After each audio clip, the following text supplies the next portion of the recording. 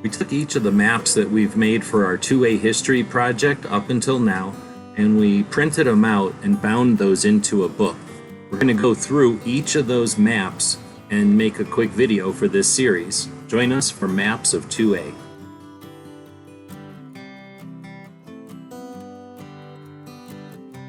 We're taking a look at our maps of 2A, and one of the reasons we did this in the first place is to make this whole thing palatable. So a way to take it into bite-sized pieces and understand it all. So two of the things that I think get conflated, confused, mixed up, and I don't know if there's that big a difference between them, would be Stand Your Ground and Castle Doctrine. Of course, there is a difference between them, and that's what these two maps are to help illustrate. So on their own, they're not going to illustrate that. So let's attempt to explain it a little bit better.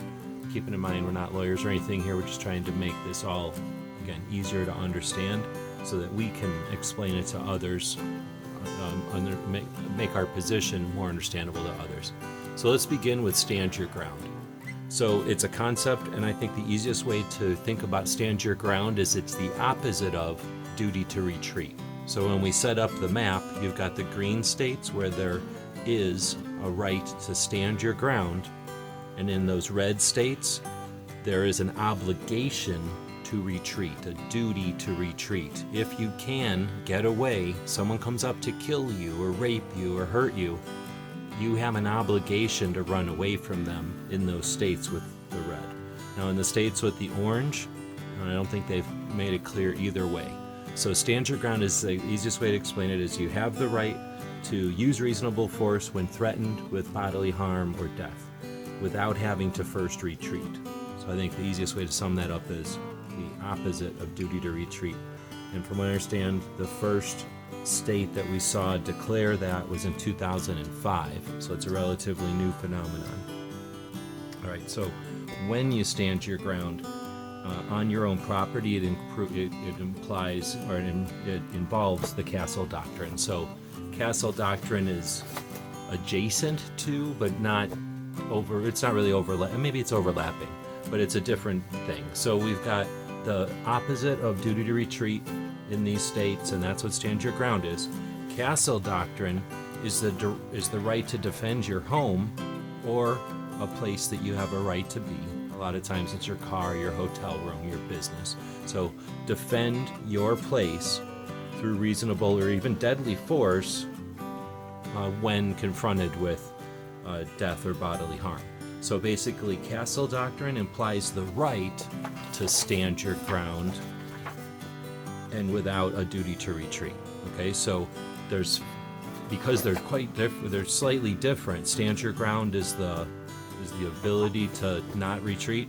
Castle Doctrine is the ability to not retreat in your homes, or the place you're allowed to be. So you've got a couple of states again where there is a duty to retreat if you're able to, even if someone's coming after you to harm or cause great bodily harm or kill you, you have a duty to retreat in those states. Some of these states are undeclared, or partial, I should say, and then in the green states, you're good to go to stand your ground or to defend your castle. So that's the idea of Stand Your Ground and Castle Doctrine. These maps are to the best of our ability correct. If you know of an error or a miscalculation, let us know. It's as easy as editing it.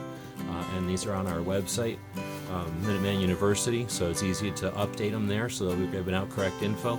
But the idea is to get a general idea of how to approach these topics in conversation and to have some hopefully useful data to help clarify that if anyone is having a conversation about it.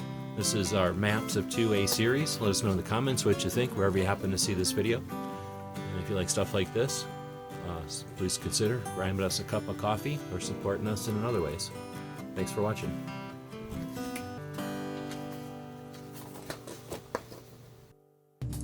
So let us know what you think. We'll be watching the comments wherever you find the video, over on gunstreamer.com or on guntube.org. Thank you for supporting our projects. If you'd like to buy us a cup of coffee, check out our Patreon channel. The guys and gals of gunwebsites.com encourage you to take a CCW class every year, practice at least once a month, and carry every day. Thank you for watching gunwebsites.com.